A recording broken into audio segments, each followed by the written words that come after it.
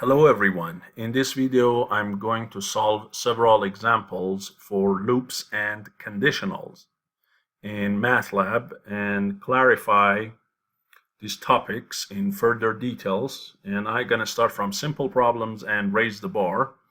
If you are confident about these topics and you know them well, you can skip this video. But if you need further practice and watching somebody doing further examples and explaining stuff, this might be very beneficial to you.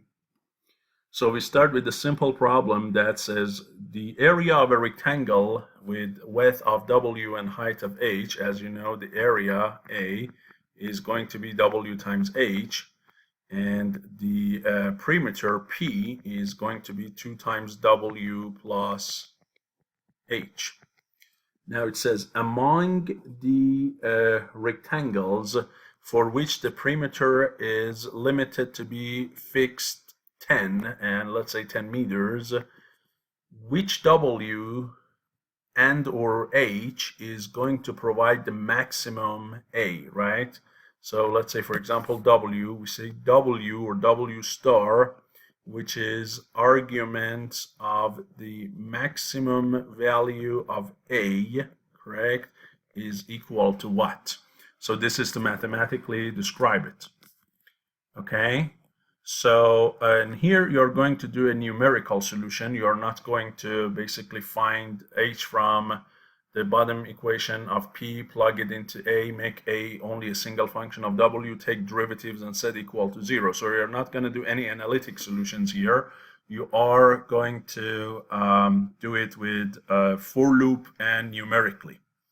So what you need is a range of values for W, and then using this equation number 2, you can find the corresponding H values, and then plug them all into 1, and then get a range of A values, and then see for which W A is going to give you maximum value, right? Clearly from the equation number 2, if you divide both sides by 2, your H is going to be 5 minus W. So here, as I said, I start a vector of W, and then I plug it into here and get some values for H, and then plug them into 1 to get the values for A.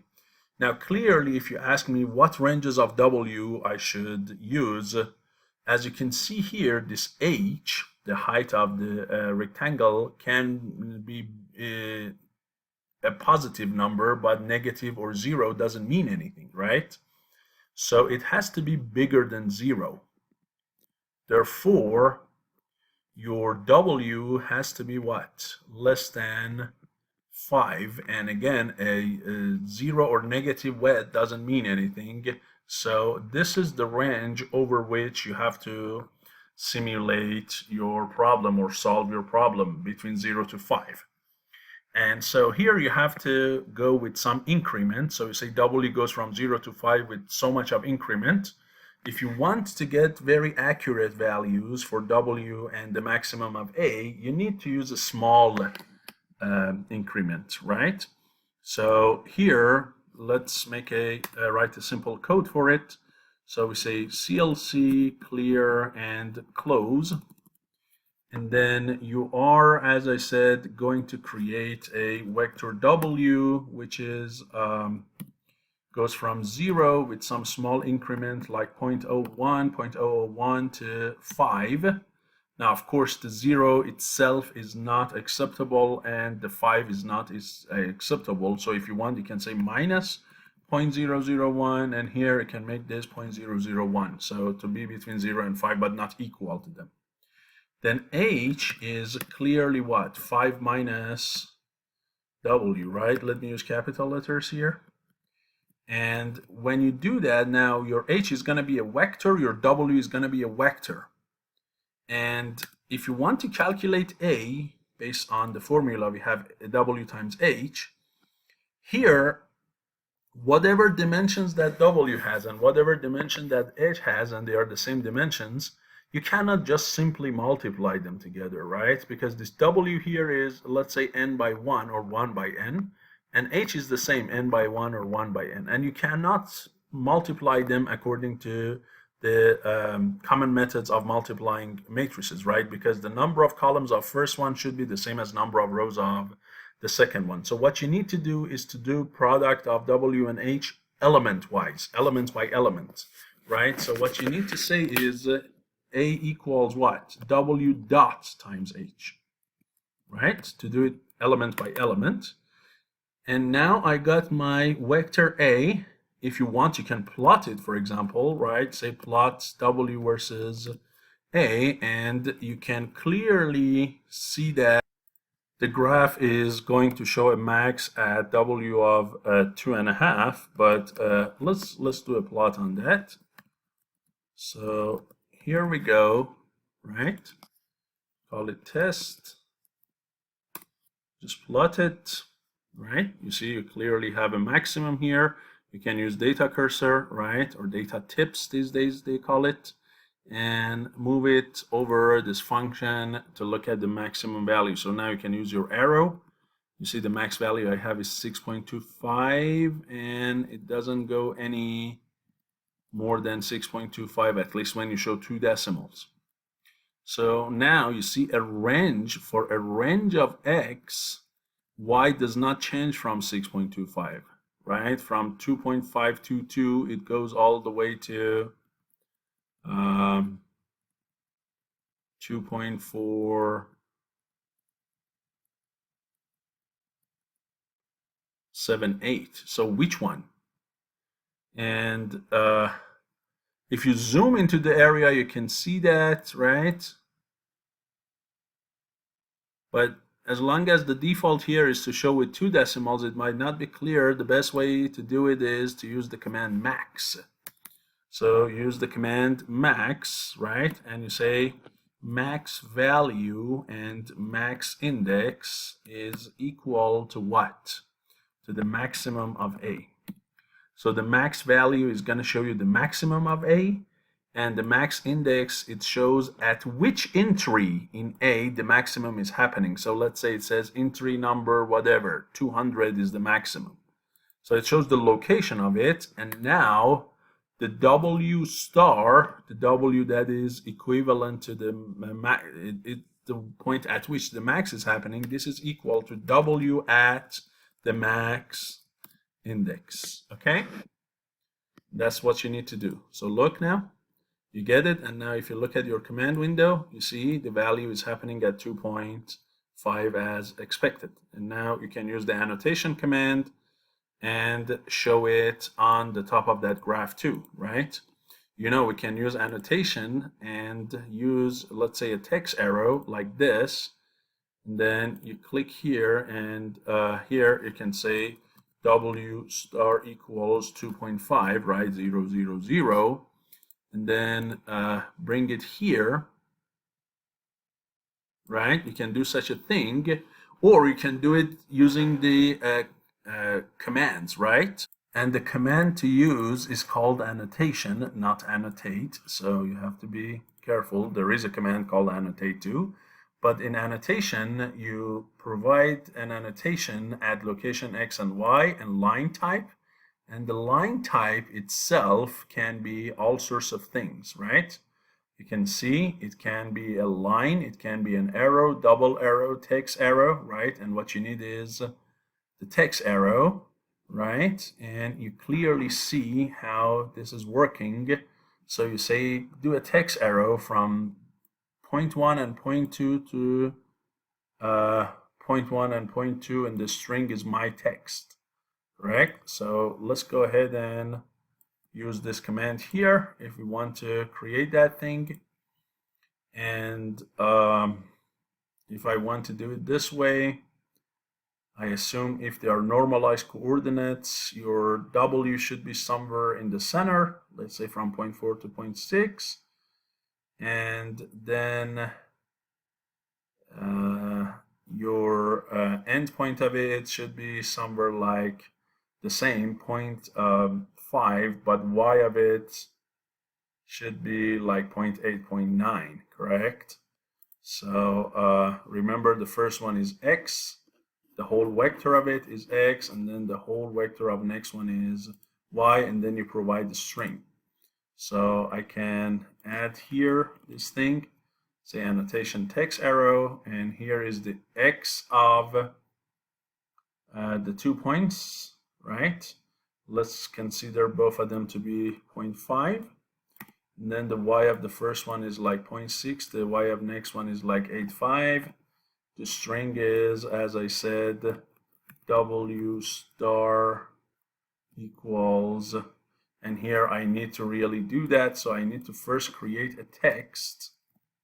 Say text is sprintf of w star equals, and then here percent 64f, and then use the w star.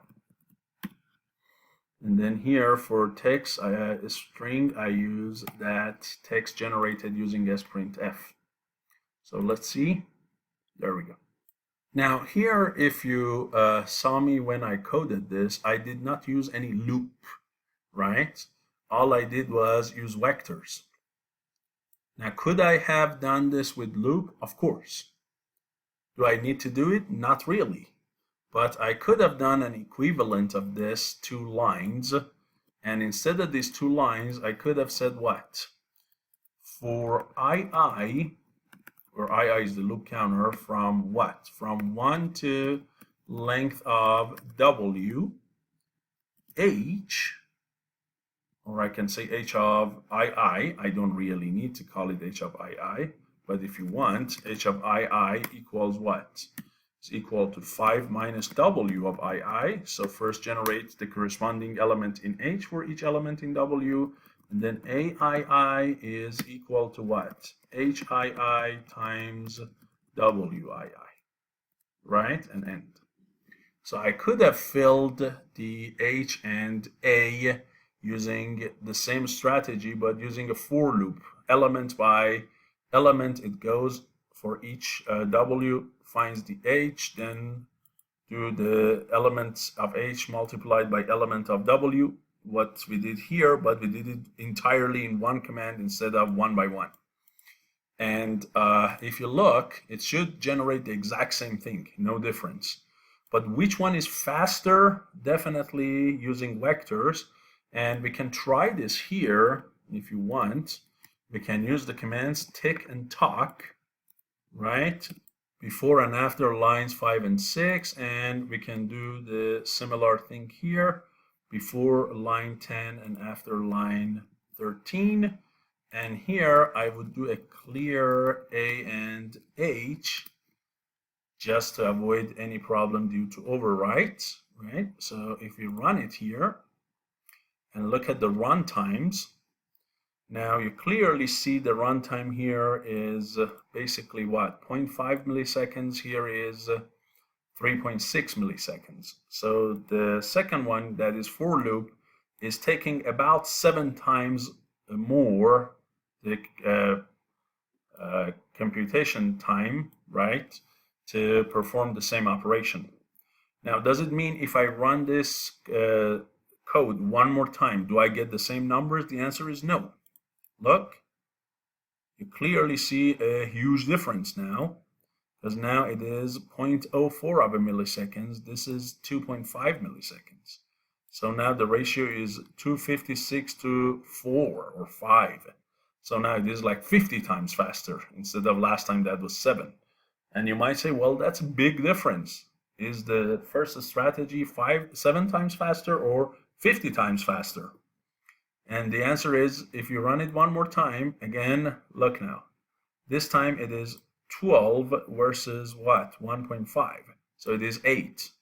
You run it one more time, again, look, it is 159 versus 6. So which one? Right? It's not exactly the same thing. It depends in that moment how much of the brain of the computer is being used for all sorts of things. So if I really want to come up with a computation time of the first set versus the second set, how can I do that? Well, you need to run it a bunch of times and take the average, okay? Or maybe take the median, because median is not affected as much by an outlier as the average is. So now the question is, how do I do that? Well, to do that, let me get rid of this max and the plot and everything. So now the goal here is to do computation time. And to do that, here, I'm going to run each set of these commands using vectors and using for loop a bunch of times, as I said, and then I will compare, okay? So how do I do that? I need a for loop.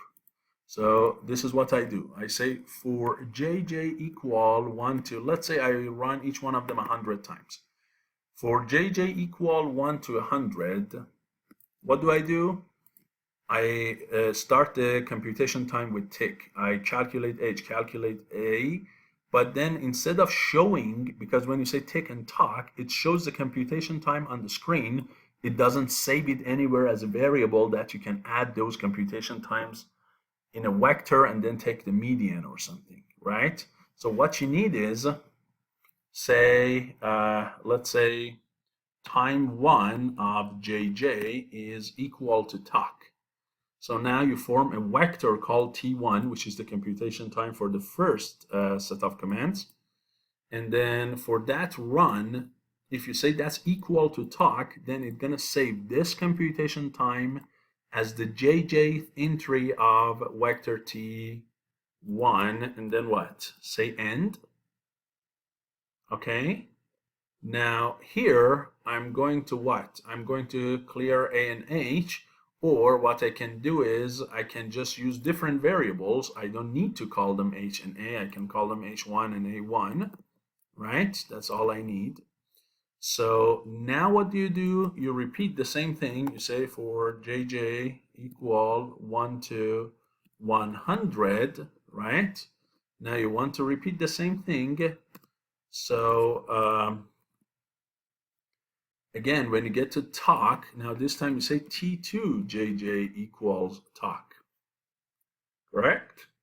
So now you store the computation time for this for loop into elements of t2, and then the goal here is to show what? The median. So you say what is the median, or you can use fprintf, and say median runtime of max finding using arrays is percent for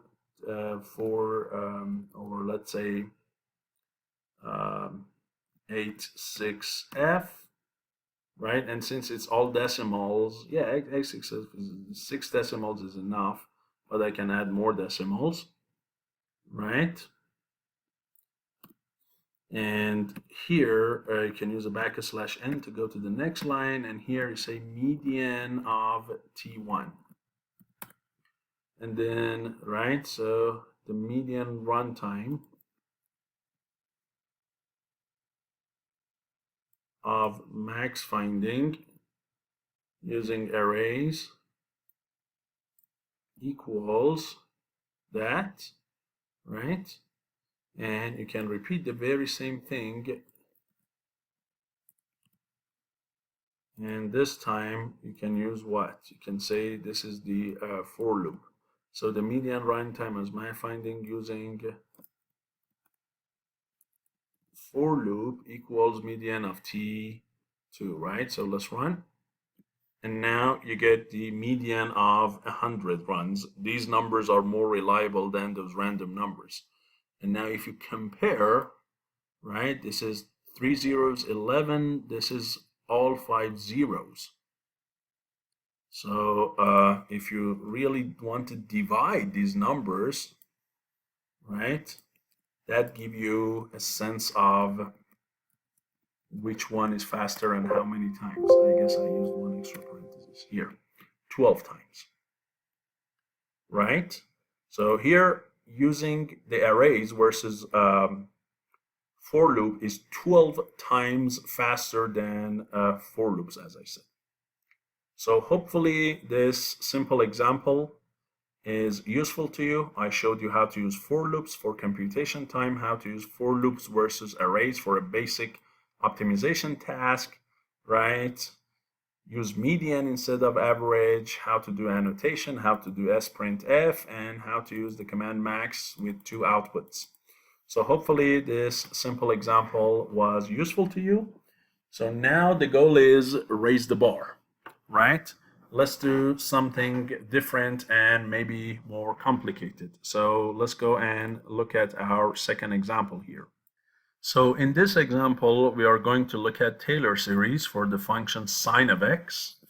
And the goal is this: as you know, function sine of x, the McLaurin series of it, or let's use McLaurin, at point x of 0, it is equal to what?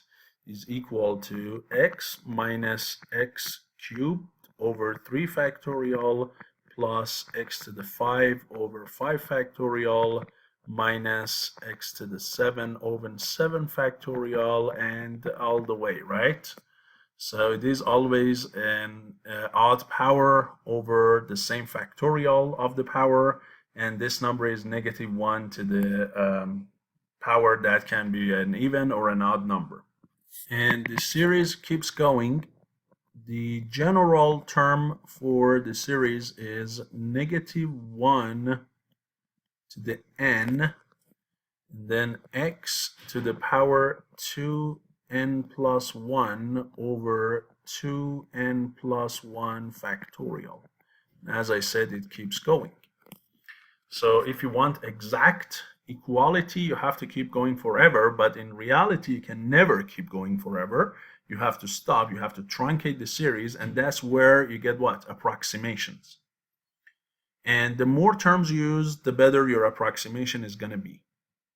So now this question is to investigate the effect of the number of terms used in the truncated series and compare that approximation of sine versus the sine function that MATLAB gives us, although the sine function that MATLAB gives us also comes from the series, but it uses a bunch of terms, so the error of it is relatively small, right? So there is no true sine function lookup table. It also, MATLAB uses the same McLaurin series.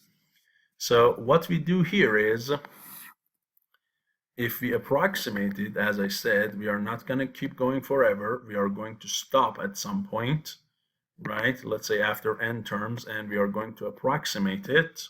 So the goal is to change this n, the final number, and you can start from 0, where it's going to be just the first term x, and keep going until, let's say, 6 terms, right? So if I want to go, I go all the way to 5. So let's just look at the effect of n going from 0 to 5, using 1 to 6 terms, and see which one can give us what kind of approximation where x belongs to the range 0 to 2 pi for one period of the function. Okay, so that's what we are going to do in this problem. So here we go and say x equals to linspace of 0 and 2 pi, and let's say 100 points. And then here, the question is, how do we keep adding this stuff together, right? You can start your function with the value of n of 0 and plot it. And then each time you add a value of n, you form a temporary term and add it to whatever you had, and that is going to be your new approximation, and do another plot, and then keep plotting on the top of each other. By the way, we are going to change the color from one plot to the next, and we are going to use a legend at the end versus, as I said, the built-in function sine to be able to compare. But we know how many times we are going to repeat something, so we are going to use the for loop. So this is what I'm going to do. I start my function f, the one that I want to plot versus x. I want to start it with n equals 0. And when n is equal to 0, my function is simply equal to x, right? So f is simply equal to x. And before I do anything, I say plot what? X and F. And as I said, I'm going to use a random color in general. So what do I say? I say color, and then I use a what? A rand of 3 and 1. So I use 3 random colors for red, green, and blue, RGB. Good? Right? And then I say, hold on. Don't overwrite my plot. Just draw on the top of that. Now for JJ equals 2 to n, and n here, as I said, is 5. Then do what? Create a temporary term, which is simply what? -1 to the power jj multiplied by what? X dot power, right? Here is a vector, dot power 2 times jj plus 1. And this is a vector, so I have to say dot, or actually, since factorial is a number, I don't need it. So it's just divided by factorial of what? 2 times jj plus 1. Correct? So I multiply the single number by the vector that is raised to some power and divide by the factorial. And then I say f is equal to whatever it was plus what? Plus this temp term.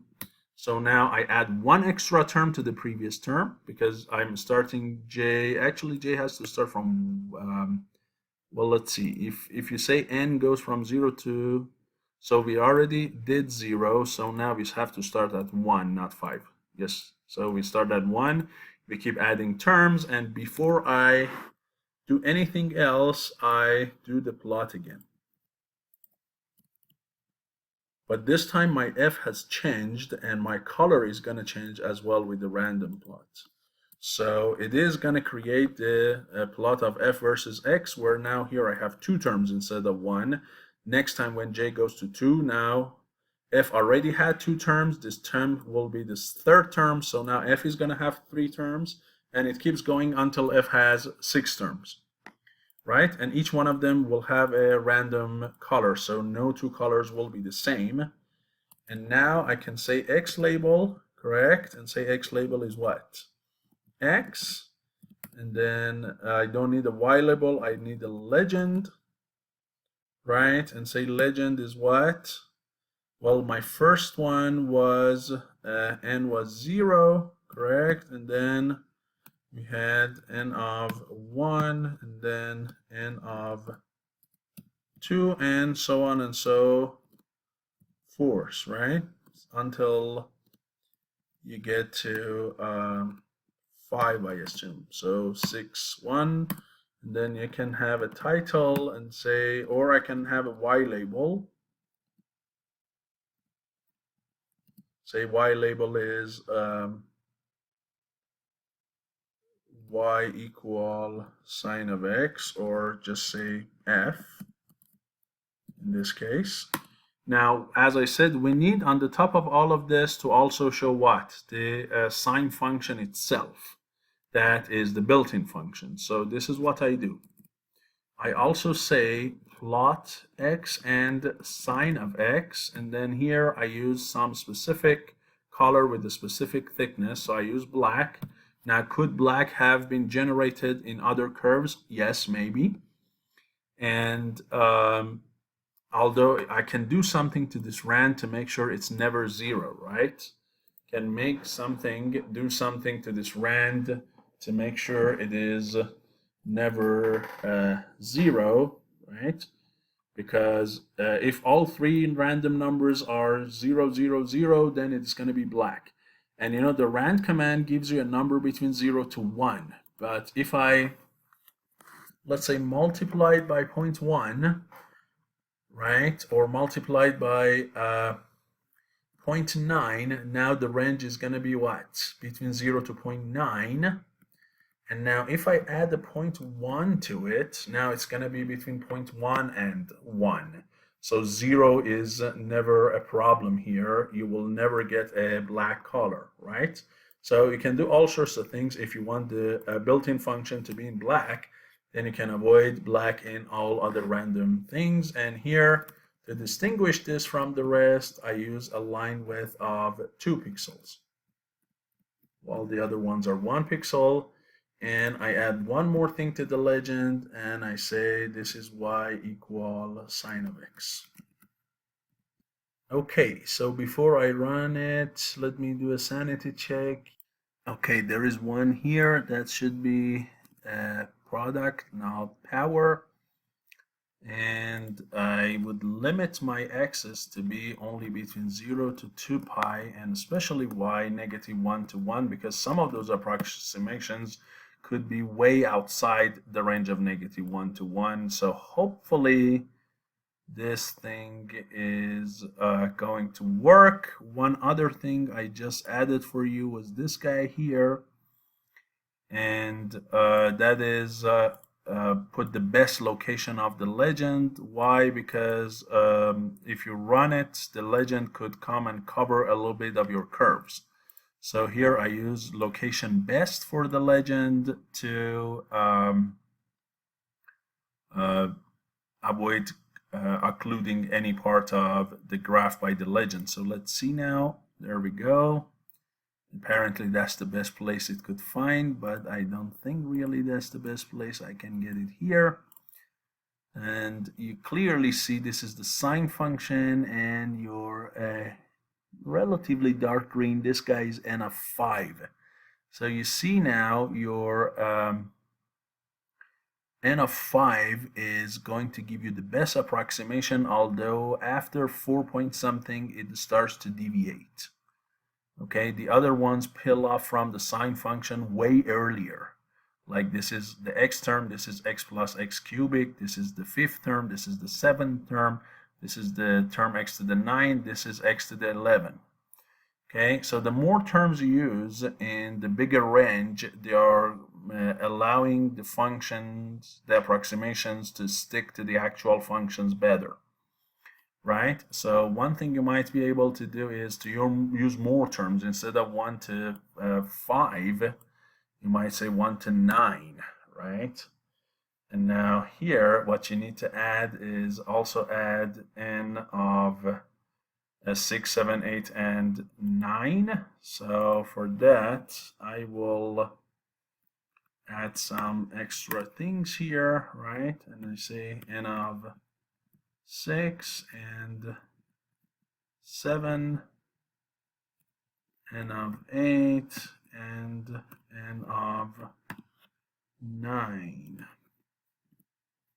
Right? Use 3 dots to go to the next line if you don't want your line to get out of the field of view. So now hopefully it does a better approximation. There we go. Now you see this seems like, again, it is not doing a good job with the best. Let me get it out of the way. And this one, it's hardly easy to, possible to distinguish where that curve is. It's probably, it's somewhere here. This curve, this very bright green, that's n of 7, so 8 and 9 should do a lot better than that. So for them, I probably need to zoom in some area. Maybe I can see that. Because you clearly see by n of 7, you are getting very good, relatively very good match. So let me see if I can zoom into any area, and there we go. Now I can see this is this one is n of 8, and n of 9 is almost on the top of the curve, I guess. It's very hard. Yeah, that's this guy. This is n of 9, that's n of 8. So you have to zoom very, very big time to distinguish between n of 9 and the function that MATLAB gives you. So it seems like MATLAB is using maybe a little bit more than 9 terms or so for the function sine of x. But you clearly see this n of 0 or only using x is a big difference, right?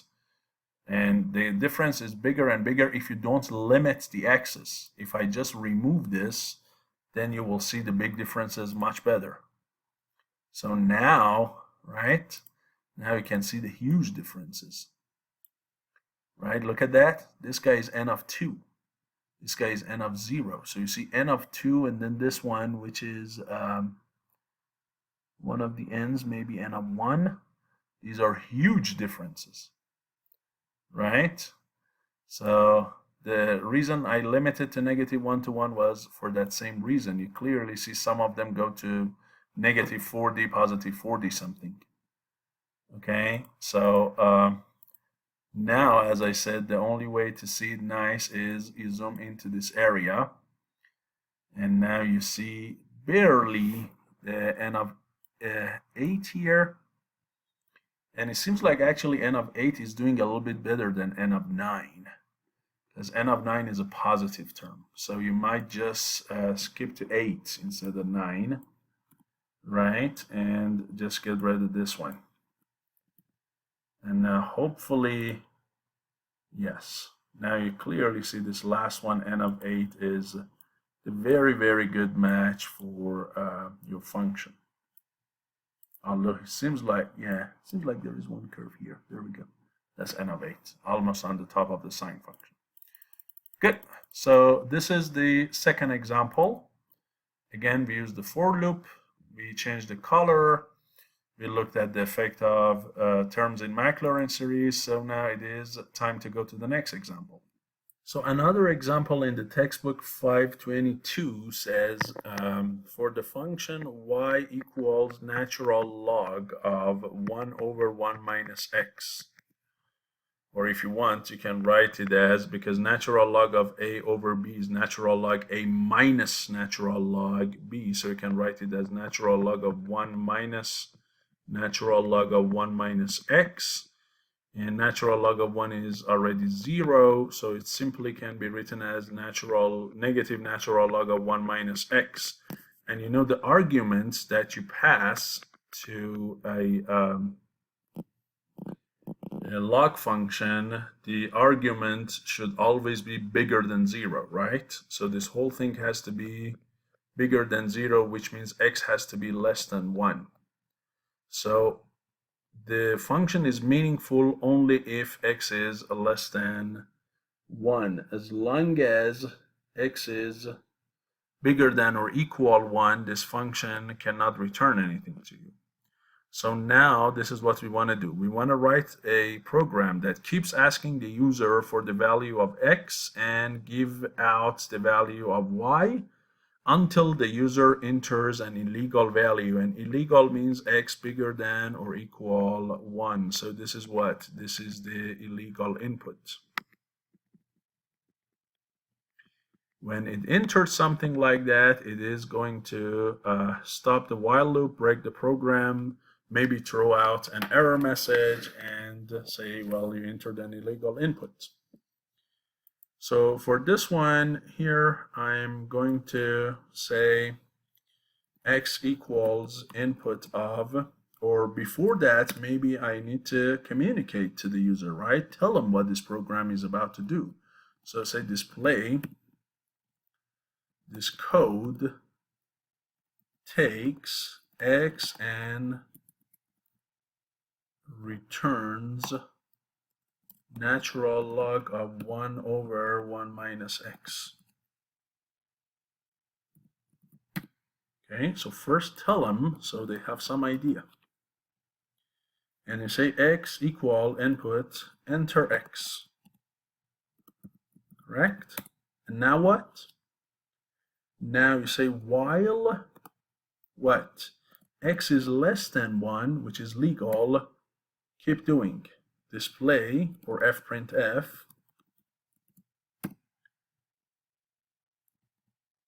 the value of this natural log thing at x equals %for to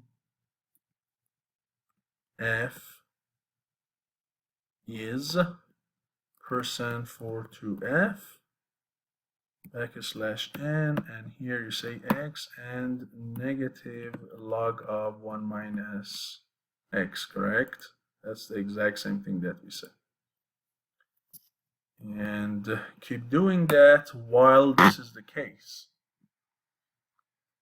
Correct? And end. So what's going to happen here?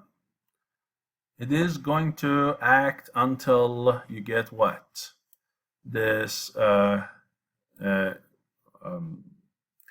legal input. Now, when an illegal input is entered, here we have not considered that yet.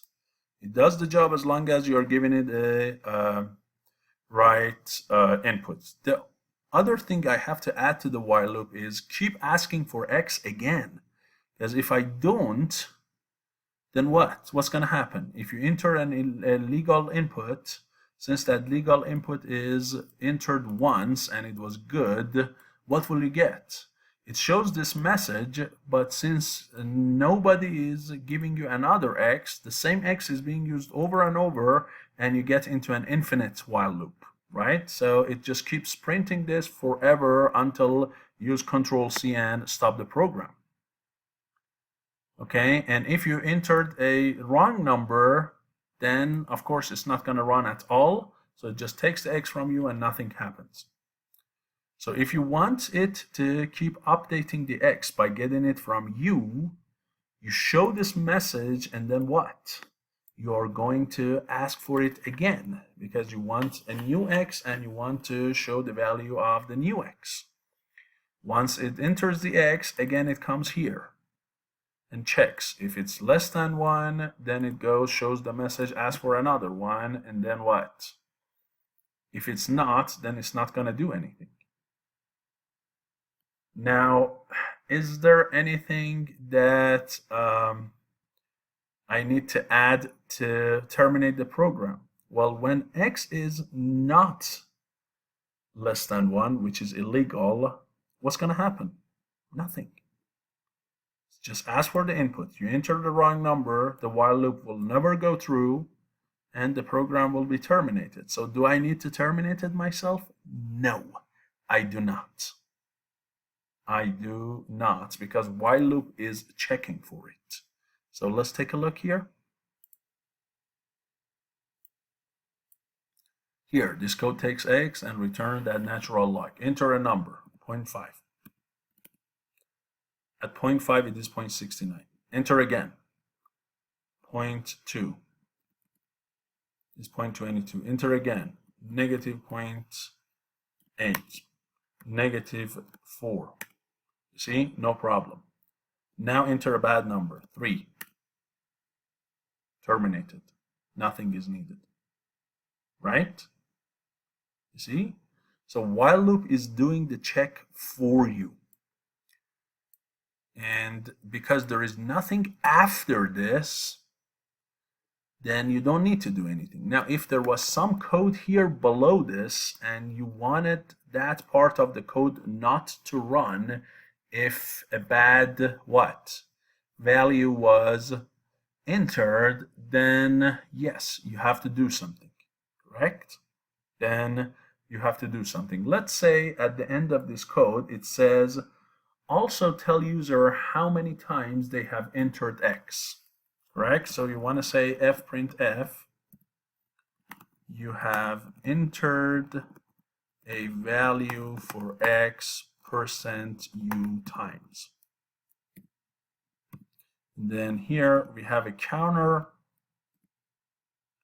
that counts how many times you have entered and show it. And let's say we call it counter. So what you need to do, the first time you get it, you set the counter equal to 1, and every time you're asking for x again, you say counter equals what? Counter plus 1. And at the end of the code, when everything ran, then you want to tell them, hey, you have entered it this many times. Now, if you don't want this line 11 to run, if the user enters a bad input, then you have to do something between 10 and 11 to avoid line 11 to run. Otherwise, when it asks for your input, gets the counter, and then what? It was wrong, it is going to show that, hey, you have entered it one time because what? The while loop didn't go through, but the counter is already set at 1, so it is going to show you something, right? So maybe here you want to say what? Return. If what? If, can I say that? If x is less than 1, then return. If x is less than 1, then return. Well, of course not. Why? Because this while loop will stop when the x entered is less than 1. So whether the first number you entered is bad, or the 10th number, or the 20th number, or the third number you entered is bad, you ultimately enter a number bigger than or equal 1 for this to stop. So it means under any condition, then it comes down to this. You entered the bad number, which makes this if true, it will return, and so you will never see line 14 in action, regardless of whether your first trial was bad or the last trial was bad. So maybe you want to say if what? If counter equals 1, then return. Which means if they did mess up in the first time they entered the number, then cut the program.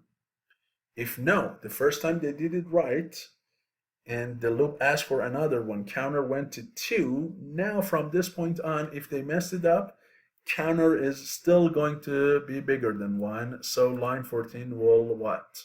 Will work out. So let's take a look. So you see, it is asking for x. Here, I'm not going to give it the bad input first time, so I say 0.1, no worries. 0.4, no worries. Now I give you the bad thing, and you said you have entered what? 3 times for x, and I did. Correct? But now if I run it the first time bad, look. Bad, so 5. See? It did not happen. Why? Because counter was 1, it checked it, it was 1, so I'm not going to even let you go to line 14. I'm going to return the control back to the command window, and I'm not going to let you run. Okay, let's look at the next example. Here is an interesting example that you need to calculate a good approximation for pi, right? So if you know pi is a number that has infinite number of decimals. So most of us, you know the first 2 decimals, 3.14, right? 141592 is what I know, 6 decimals, but it goes forever. So the goal here is, can I approximate this number pi by computer simulations? And the answer is yes, you can. The simulation that we are going to do is a famous one. It's called Monte Carlo simulation. And this Monte Carlo simulation to approximate pi is like this. So you create a square, okay, and then inside the square you have a circle that is completely inscribed, completely tangent to the sides. So let's see if I can do a good job and put it completely inside and tangent to the walls like this. And now I make sure that the range for this is, I choose a radius, okay? The radius doesn't matter, but the simplest thing you can do is to choose the whole diameter to be 1 units. Okay, so here, if you choose this radius to be half a unit, then you know that the area of the circle over the area of the square is going to be what? It is going to be pi times 1/2 squared divided by, you know, the size of the side is 1 and 1, so it's just going to be 1 squared, so it's going to be pi over 4.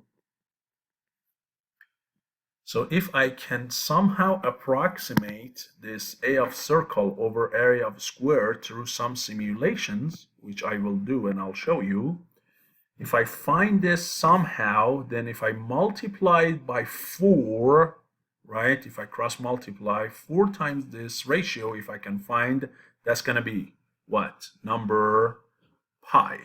So the question is, how do you do that? Well, the way to do it is by creating a bunch of random points. So you know in MATLAB, the command rand will generate a random number between what? 0 to 1, which can basically very well describe this square. If this corner of it is 0, then this corner of it is going to be what? 1 for x, and the same thing for y. So if I call this the x-axis, starting from this origin, and I call this the y-axis, starting from the other origin, if I run the command rand for x and run it for y, it's going to give me one random point for x and y between 0 to 1, like that. And this random point either falls inside the circle or it falls outside the circle, but in both situations it falls within what? Within the square, because the range is between 0 to 1. And now if I run this simulation lots and lots and lots of times, hundreds of thousands, millions, so many times, then it is going to fill all over the place with tons and tons of points. Right? Now, if I count how many of these random points are inside the circle and divided by the total number of random things that I generated, that can give me a rough approximation of what? The area of the circle to the area of the square, correct? So I can say from here, pi is going to be approximated by 4 times a of circle to a of square.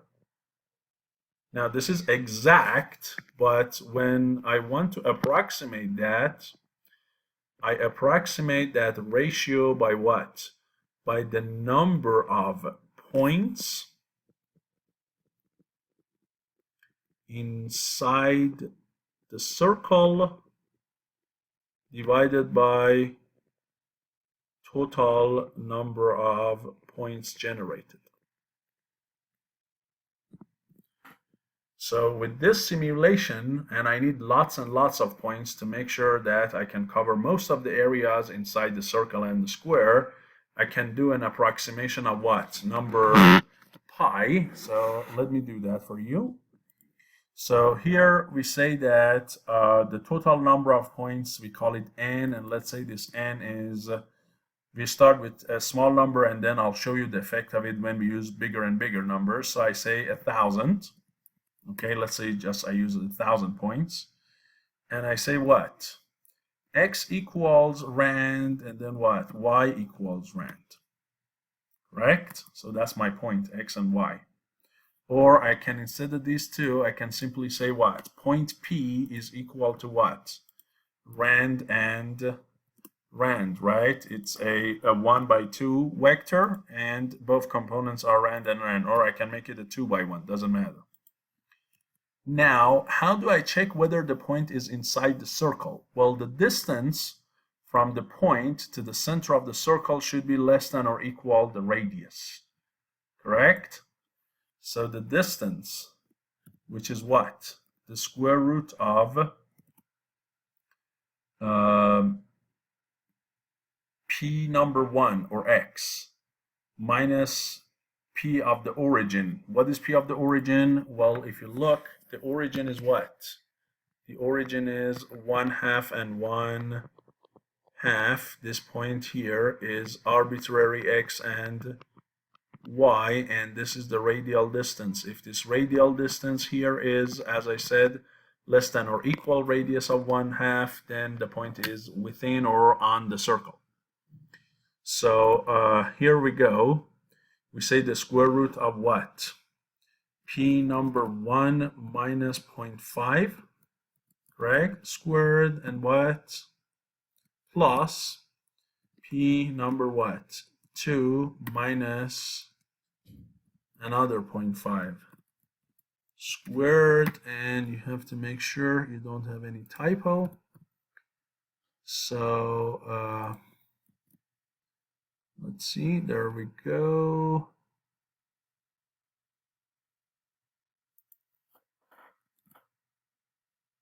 Okay. Now here you check if, right? If this distance is less than or equal to 1/2, then I count for the circle. So I call it counter of circle. This is going to be counter of circle plus 1. Add 1 to this. And I have to start it at what?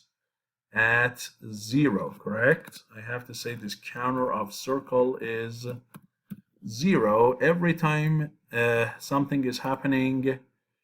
What? Add 1 to it and end. And now I have to repeat this n times. And I know n, so I definitely need to do this whole operation through a what? Through a for loop, and say for I equal 1 to n, then what? Repeat all of this, correct? So here, a tab, we go forward, we create the point P, we create the distance, check the distance, add 1 to the counter if the condition matches, and then end. And now I have created n random numbers, count circle one of them is within the circle. So if I divide this count circle by n, that should be, if I also multiply it by 4, that should be an approximation of pi. So I say f print f, and here I can use \pi to really say pi, pi. Pi is approximated to be, or I can say using %u trials, pi is approximated to be %86f \n, and here this is going to be n, and this is going to be count of circle divided by n. Correct? So that should do the job for me.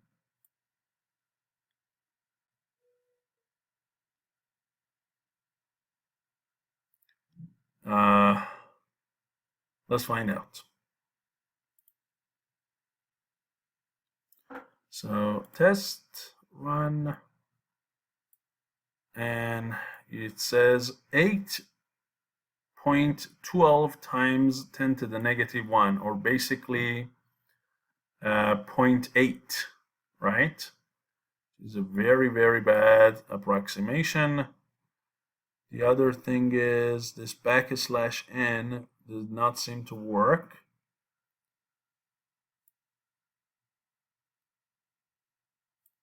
One more time.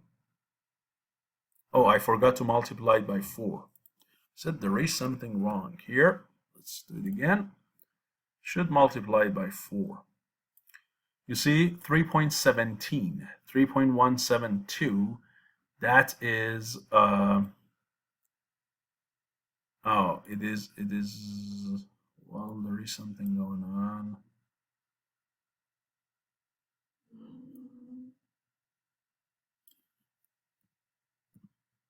Okay, let me see. Okay, so pi is approximated to be, you see 3.144. That's not bad.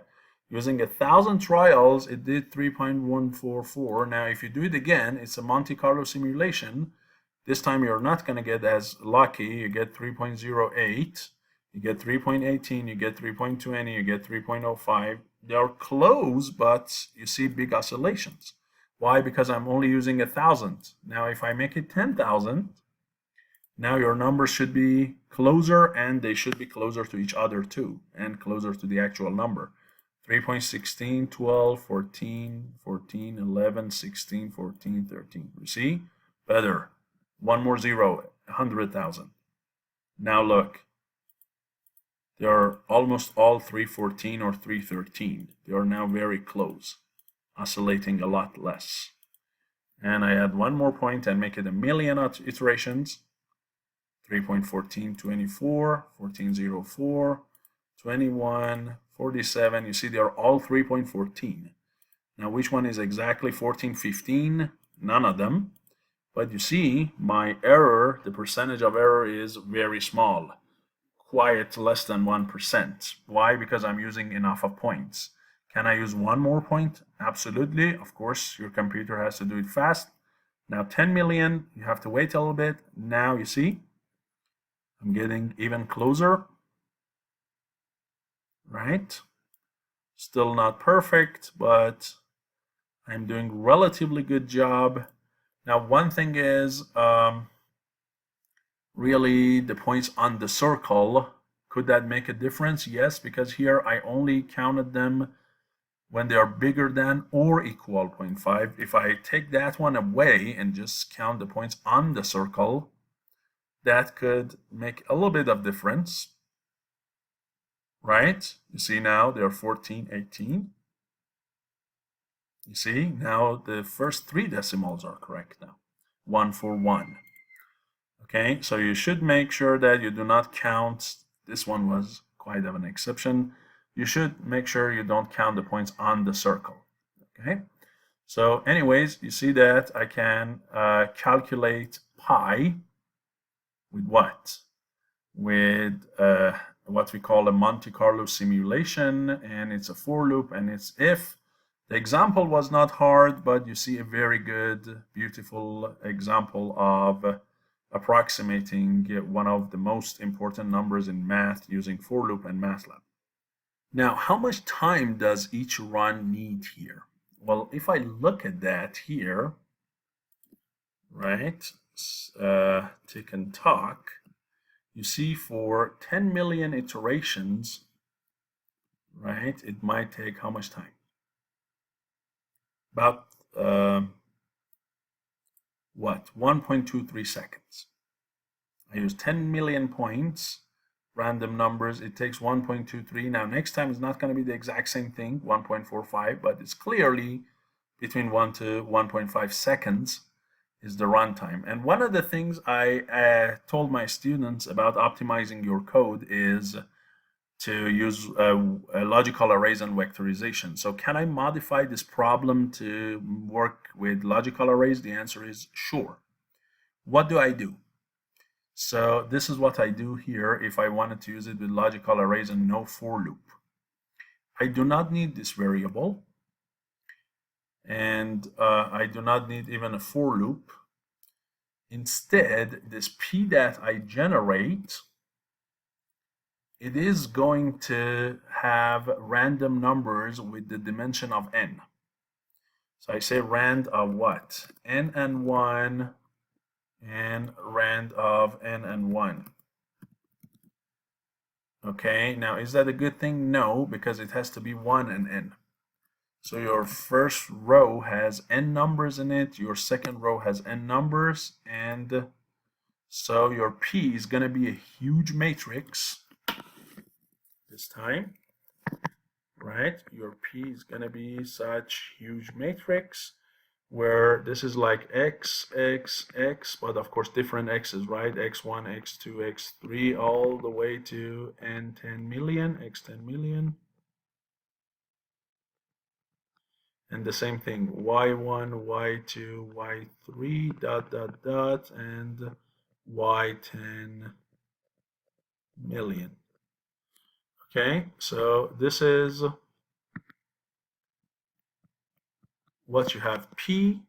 Now from each row here, right, I'm going to subtract from each one of them a 0.5 for both x and y.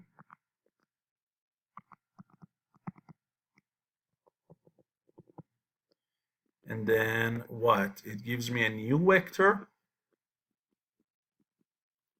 where each element in x and y is subtracted from 0.1. So that's going to be the vector from the center of circle to that point. Then I can run the command norm. That gives me what? The magnitude, right? Or what I can do is I can square each element in the first row to the power 2, square each element in the second row to power 2, add them together, and then take the square root.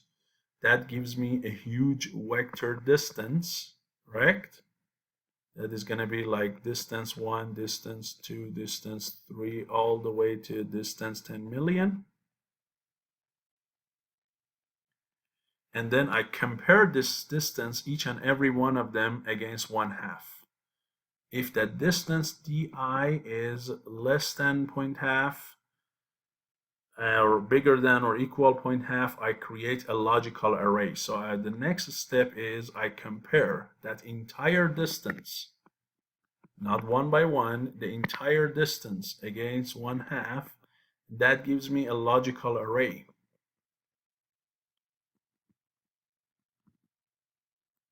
Which is like, yeah, the first one is, the second one is, the third one is not, the fourth one is not, the fifth one maybe, sixth one maybe not, and keep going all the way to the last one, maybe last one not.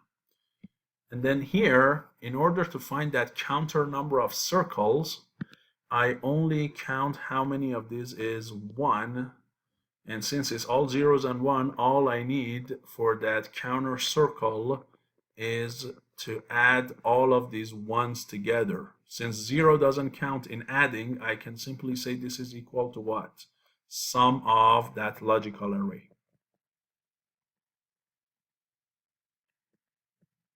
And then I divide it by n, which is 10 million, and multiply it by 4. And I'm not going to use any for loop. And then later we're going to see the runtime of that as well. So let me do it for you. So here, instead of p being a single point and then changing it for every iteration of the loop, I make my p, each row of it, to be n random numbers. So I'm going to make it 1 and n. The same thing for y. So now p is going to be a large vector, as I said, with a large matrix with first row and second row having n columns.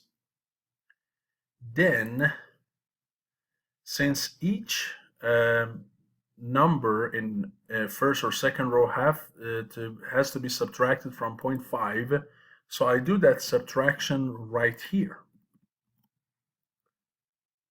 Right? Now the distance is going to be what? It is going to be basically p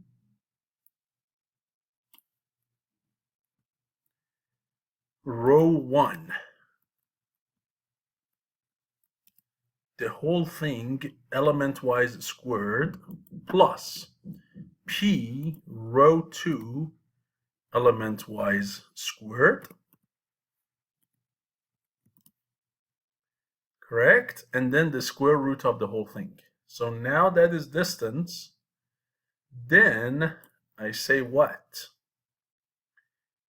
I say this count of circle is equal to sum of circle less than 0.5. So when I say distance less than 0.5, the result of this is going to be a logical array with n numbers, either 0 or 1. If that entry was less than 0.5, the result is going to be 1. If it was bigger than or equal 5, it would be 0. And when I sum all of the values in that element, it's going to be the number of ones, or the number of cases where this condition is true. So that should give me the counter of circle things, right? The points within the circle. So I can just do it like this. You see, I replaced that entire for loop and everything with these 3 lines, making p to be a lot of random numbers, 0.5 subtracted at every point, take the distance, compare it against 0.5, make it a logical array, and sum all the ones in it. Now let's do it. You see? Now 3.89. Let's make sure, here. You have to be very careful. There we go, 3.1418. Right? This is first row, this is second row. And look at the computation time, 0.45, while last time it was 1.45. So I could reduce the computation time of this program by 3 times just by creating what? Logical arrays and vectorization. I did not use any for loop, and I could make my code 3 times faster. So this is one example as well as for loop of vectorization.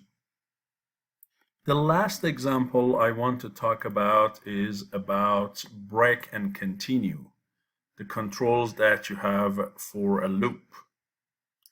So continue means skip the current loop counter and whatever that is associated, whatever command that you need to do for the current loop counter that exists in the loop under the command continue or below the command continue. Break means get out of the loop. So let's say here you have 2 vectors A and B, and the goal is to divide them and get vector C. So each element in C is one element in A divided by the corresponding element in B, and the result is C. Now, let's say A is like 1, 2, 4, 0, -9, 8, 5, not a number, correct? And then let's say 3, 7, and let's say 10. Then B is like 3, not a number, let's say -8, -9, 0, or let's say first 5, then 4, then 0, right? Each one of them, if you look, that's 11 elements, right? So that's 7. Now 1, -2, that's 9. Another 0, and let's say -6. Correct? So here, both A and B should have what? Should have 11 elements. Good. Now, one way is I say, well, C is equal to what? A dot divide B. If I do that, what do you think is going to happen? So let's do it. You see here, when I divide, I get a nan in my second element because I'm dividing a number by a nan. Here I will get infinity because I'm dividing by a 0, and then again here I have a nan divided by a number, right? So I get a nan, and then the last one but 1 I get infinity again because again I'm dividing by 0. And so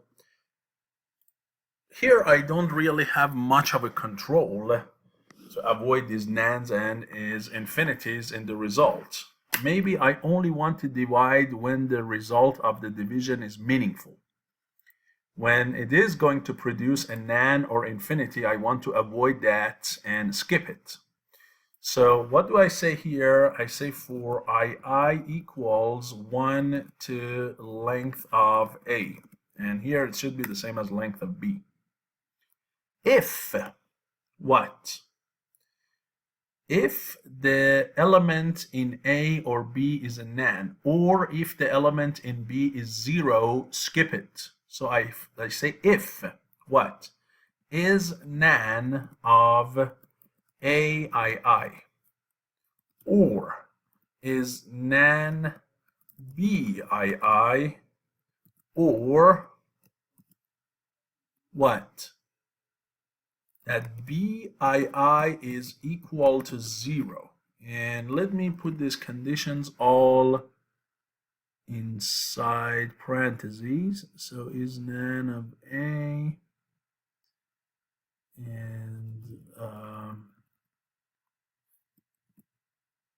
this one, and this one is probably asking for the shortcut one, which is okay. It's not a real error.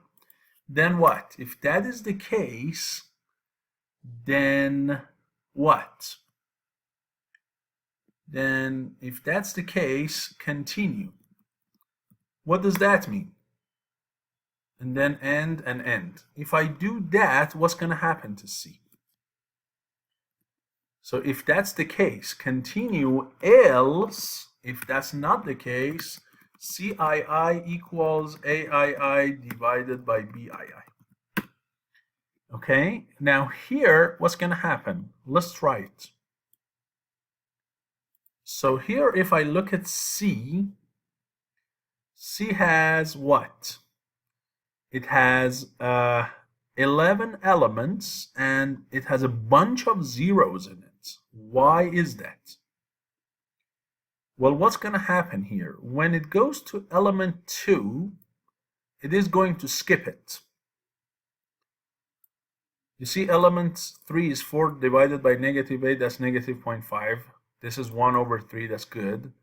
But although you skip it, what happens to C, right? Although you are not going to do this operation, you are going to skip that II, it doesn't mean it has to leave that element 2 of C with basically empty space.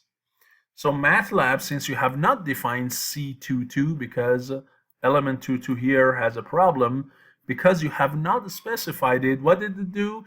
It filled it with the 0 for you. So here you might not really know which one of these zeros is because you skipped over that II or what. Because the element in A was actually 0 and B was what? Non-zero. So here you have no idea. Now, if instead of this continue, so you see with continue, I skipped, still filled the elements of C, because it cannot make C to be 11 elements, but some of the areas are just blank spots. If instead I said break, what would happen?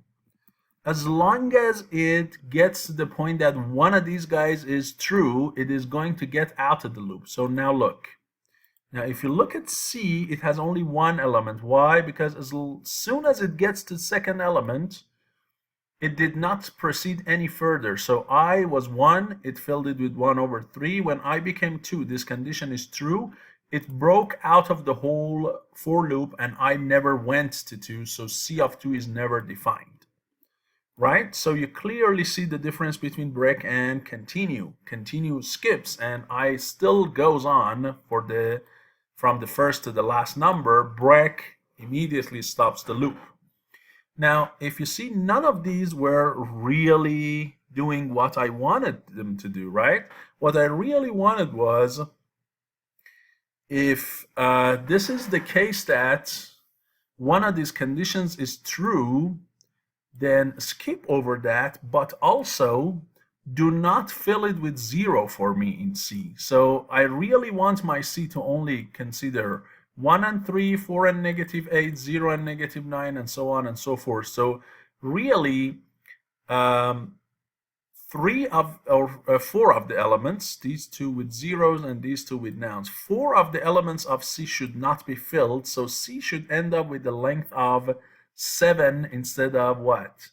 11 numbers that you have in A and B. So how can I do that? Here I need to add a counter separate from the loop counter. And here I started at 0. This is the one that goes from 1 to 7. And I say, if any of those conditions happens, then continue. Don't break anything. Continue, skip over that. Else, change that counter to 1 plus whatever it was. So if it was 0, you started at 0, make it 1.